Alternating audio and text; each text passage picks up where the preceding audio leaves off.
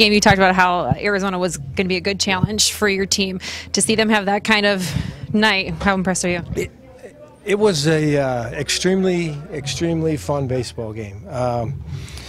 You know, Irvin had a little rough start there, and you could tell the frustration. I'm not sure what his high for a game average velocity on his fastball, but he ramped it up there after the first couple innings and settled in and did a nice job for us and gave us an opportunity to come back in the game. But, you know, the offensive side of the game, you know, inside the park home runs is as exciting as play as our game can offer, and when you have one of the fastest players in the game do it, it was really a boost for us, you know, Buck having the night that he did.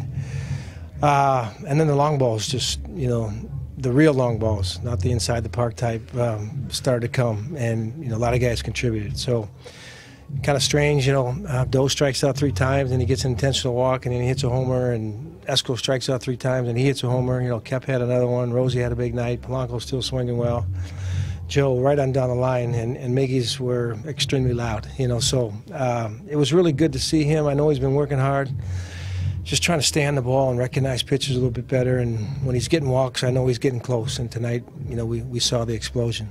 There in the 7th when Byron comes up looking for the single, were you holding your breath? What were you feeling in that moment? Been there, you know, so it's kind of one of those things that it's somewhat skill related, but it's just one of those rare feats that, you know, it rivals no hitters in terms of rarities. And, you know, when you knock the first 3 legs out first, you know, everyone's very hopeful that he'd find a way to get it knocked, you know, the ball down the line.